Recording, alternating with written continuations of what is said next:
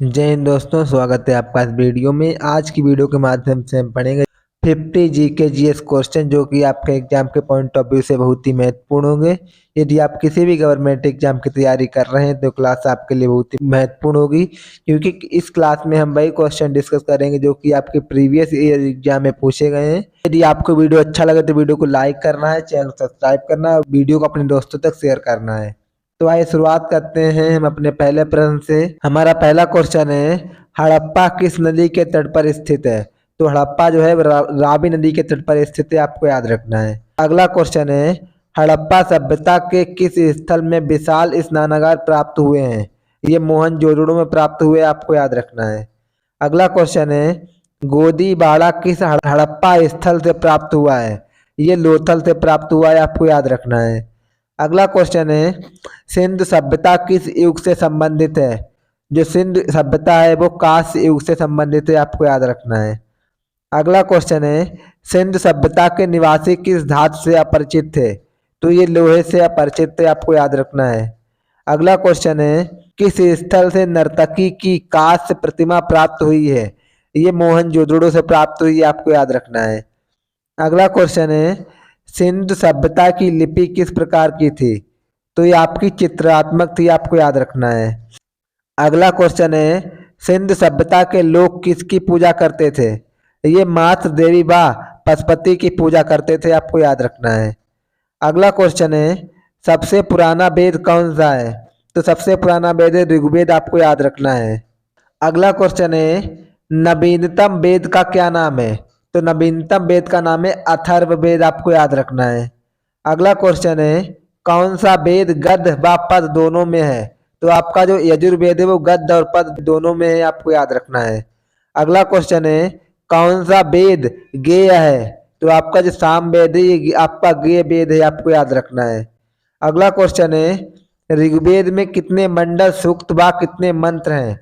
तो ऋग्वेद में आपके 10 मंडल हैं और 1028 सूक्त हैं और 10,600 मंत्र हैं, आपको याद रखना है। अगला क्वेश्चन है, वैदिक सभ्यता के निर्माता कौन थे? तो इसके निर्माता थे आर्य, आपको याद रखना है। अगला क्वेश्चन है, पंचम वेद किसे कहा जाता है? तो पंचम वेद हम पुराणों को कहते हैं, आपको याद रखना है। अगला क्वेश्चन है, पुराणों की संख्या कितनी है? तो पुराणों की संख्या है 18, आपको याद रखना है। अगला क्वेश्चन है, उपनिषदों की संख्या कितनी है? तो उपनिषदों की संख्या है 108, आपको याद रखना है। अगला क्वेश्चन है, प्राचीनतम स्मृति कौन सी है? तो ये आपकी है मनु स्मृति, जो कि आपकी प्राचीनतम स्मृति है। अगला क्वेश्चन है, नवीनतम स्मृति कौन सी है? तो नवीनतम स्मृति का नाम है देव स्मृति, आपको याद रखना है। अगला क्वेश्चन है, अष्टाध्यायी की रचना किसने की थी? तो अष्टाध्यायी की रचना पाणिनि ने की थी, आपको याद रखना है। अगला क्वेश्चन है, सत्यमेव जयते कहाँ से लिया गया है? ये मुंडकोपनिषद से लिया गया, आपको याद रखना है। अगला क्वेश्चन है, गायत्री मंत्र कहाँ से लिया गया है? तो गायत्री मंत्र ऋग्वेद से लिया गया है। अगला क्वेश्चन है, भारतीय दर्शनों शास्त्रों की संख्या कितनी है? तो ये 6 संख्या है, आपको याद रखना है। अगला क्वेश्चन है, योग दर्शन के संपादक कौन थे? तो इसके संपादक थे पतंजलि, आपको याद रखना है। अगला क्वेश्चन है, वेदों की संख्या कितनी है? तो वेदों की संख्या 4 है। अगला क्वेश्चन है, वैदिक काल का प्रमुख देवता कौन है? तो वैदिक काल का प्रमुख देवता है इंद्र, आपको याद रखना है। अगला क्वेश्चन है, विष्णु के किस अवतार का जन्म कभी नहीं हुआ? तो विष्णु के कल्कि अवतार का जन्म कभी नहीं हुआ, आपको याद रखना है। अगला क्वेश्चन है, किस प्रकार के विवाह में वधू का मूल्य लिया जाता है? असुर विवाह में वधू का मूल्य लिया जाता, आपको याद रखना है। अगला क्वेश्चन है, महात्मा बुद्ध का जन्म कहाँ हुआ था? तो महात्मा बुद्ध का जन्म लुम्बिनी में हुआ था। अगला क्वेश्चन है, बुद्ध के माता व पिता का नाम क्या था?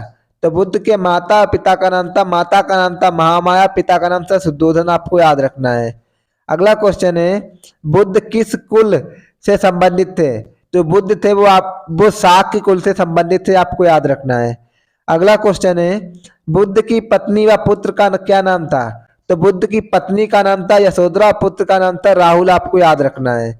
अगला क्वेश्चन है, महात्मा बुद्ध को ज्ञान की प्राप्ति कहाँ हुई थी? तो इनको ज्ञान की प्राप्ति बोध गया उरुबेला में हुई थी, आपको याद रखना है। अगला क्वेश्चन है, महात्मा बुद्ध के घर त्यागने की घटना को क्या कहते हैं? तो इसको हम कहते हैं महाविनिष्क्रमण कहते हैं, यानी कि महात्मा बुद्ध के घर त्यागने की घटना को महाविनिष्क्रमण कहते हैं। अगला क्वेश्चन है, महात्मा बुद्ध ने अपना प्रथम उपदेश कहाँ दिया था? ये सारनाथ में दिया था, आपको याद रखना है। अगला क्वेश्चन है, आम्रपाली कौन थे?